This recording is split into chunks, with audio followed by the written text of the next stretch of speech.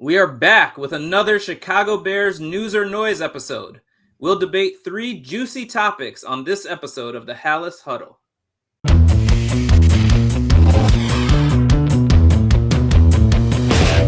Huddle up! What's up, Halas Huddlers? As always, I'm Rob Schwartz with Bear Goggles On. To my left, I got Bob Weiss. To my right, I got Justin Oniemi, and we are going to get into some news or noise. We got plenty to talk about. Let's get right into it. All right. Let me start us off then, because this one got me going. I want to hear what you guys think. A recent national story was discussing the quarterback draft class of 2024, and basically establishing their floor and ceiling for all of those prospects. They said that Caleb Williams' floor was a bust. He was the only one in the draft class they labeled that way, including J.J. McCarthy, who has yet to take a snap. They labeled his ceiling as Jordan Love. And so with that, my question to you guys, news or noise, the best we can ever hope for out of Caleb Williams is current Jordan Love, and the Bears would be better off with a quarterback like Love. What do you got, Rob? It's absolute bullshit. I won't even say noise. It is complete and utter bullshit. I'm sorry. You cannot say that he is going to be a bust when his first season as a rookie wasn't even bust-worthy. Like, he had a good year. It was his best. It was the best rookie season of a Bears quarterback. And I know this isn't like the, place to be a good quarterback right now, but he's on pace to do things that we hopefully have never seen here before. Danny Parkins of Fox Sports, he went out and actually claimed that as of right now, Caleb Williams is better than Jordan Love. So to have him be the ceiling is just also bullshit. It's bullshit on both sides. I can't handle it. I'm ranting again. Here we go. Look, I went through the stats. As of right now, it is obvious that Jordan Love is better statistically than Caleb Williams. Look, he's got better passing yards per season, right? He's about 3,800 per 17 games to 3,500 for Caleb Williams. 20 touchdowns for Williams, 30 for average for Jordan Love. There's a lot of things you can look at here. But you're looking at a guy who sat behind Aaron Rodgers, a guy who has Matt LaFleur, who was an established good coach. Now you have Caleb Williams, who was in a shit show situation with Shane Waldron, Matt Eberflus. They're pissed off because of the things that he said in the book. Come on. I am so fed up with this. I don't understand what national media is doing other than getting me riled up, other Bears fans riled up. That's what I guess they're supposed to do in July. But look, there's just his ceiling, in my opinion, and I'm not going to say he's going to be like Patrick Mahomes. Honestly, his ceiling is, like a Ben Roethlisberger type situation. Someone who should be in the competition in the playoffs every year, that type of situation. Not similar playing style, but just that's what I want to see. Rob, this is news. We have a quarterback who paints his nails. He cried to his mom. He said he didn't even want to go to the Bears. He's wearing some crazy frilly outfit on the front of a magazine. He is a bust. I don't care that his touchdown interception ratio is 20-6. I don't care that he had the greatest quarterback rating in Chicago Bears history. I don't care that he had absolutely no help from his coaching staff for number one wide receiver. He is a bust. He is terrible. They got it right. I actually went longer with that than I thought. That was pretty impressive. Nice work. I mean, I just can't imagine any competent. I'm sorry, I'm going noise. Let's just especially when you throw the contract into it. Who would rather have Jordan Love as their quarterback right now over Caleb Williams on a rookie deal? Jordan Love is a fine quarterback. Don't get me wrong. I'm not saying he sucks by any means, but look at his career record was 18-15. He's not just dominating the league right now. He throws lots of interceptions. All right. He puts his team at risk. Now there's a lot of reward in this game too. So it's a risk reward game. I understand that, but it's just, Jordan Love is just a good, solid, 12th, 13th best quarterback in the league type player on his massive veteran deal right now. And you got Caleb Williams just barely scratching his potential on a rookie deal. So I don't understand any world where you're telling me that, Jordan Love is the best that we can hope for Caleb Williams. So noise. You had me for a little there, Bob. I was like, oh man, who's the guy on Fox that you were imitating there? Yeah, I don't know. The buffoon analyst. Anyway, sorry. All right, so let's go to the next one here. There are a plethora of veteran quarterbacks, good veteran cornerbacks, still on the free agent market. We saw a tweet from kind of a guy in Bears Twitterverse suggesting the Bears should bring one of these guys into the cornerback room with some veteran presence for their young room. So, news or noise, the Bears need to sign one of these veteran free agents to help along their young cornerback room. I believe it's noise. You're right. There are some good names there, but I don't know of those names who's going to come in and accept a role as just a backup that's trying to teach some people. I feel like the Bears have a good young core. I like the coaching staff that they've assembled, and I want to see what they can do with the young guys they have. Now, if this was just talking about needing to sign a free agent at all, we've already talked on this show about a few other positions I wouldn't mind seeing them bring some people in. Whether that's the interior of the O-line, whether it's a running back potentially, or an edge rusher. But corner is not a place I think they need that. You obviously have Jalen Johnson at the top.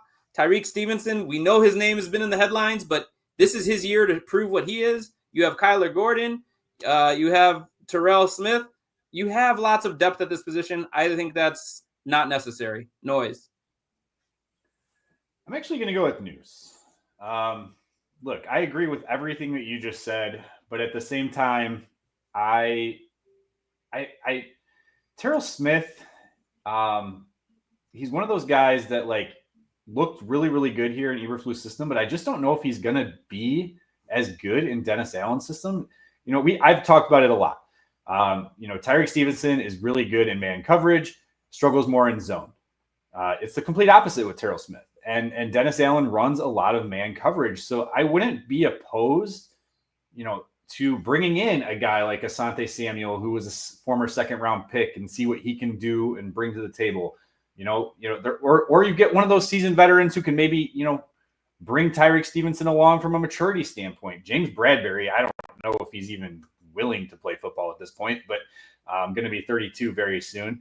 But he's had some really good years as a corner. So something like that, I'd have no problem with. But look, he's coming off of a year of $12 million salary, so I don't know what he's going to take.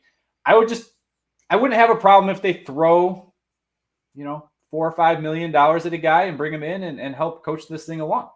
I'm not going to say what name needs to be that guy. If you guys want to comment and say some of the names that you guys want to see brought in, that's fine.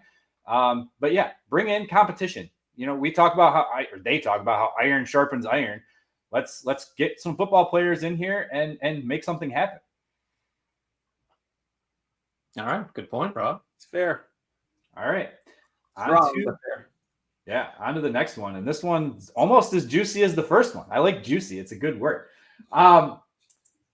Guys, news or noise, right? If the Chicago Bears don't make the playoffs, right? This is a team that needs to do something. They have struggled and struggled and struggled. And I know we're going to put a lot of blame on the Eberflus situation here, right? But Ryan Poles has been here from the start as well. They have not had a winning season under Ryan Poles.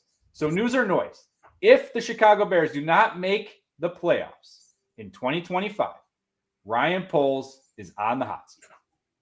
Bob? So I will give this a little bit of merit. I will say a little bit of news. All right. I know it's not full-blown news, but if they go 9-8 and miss the playoffs by a game, no. But if this is a 4-13, 5-12 disaster again, like somebody needs to be accountable for this. And who is it?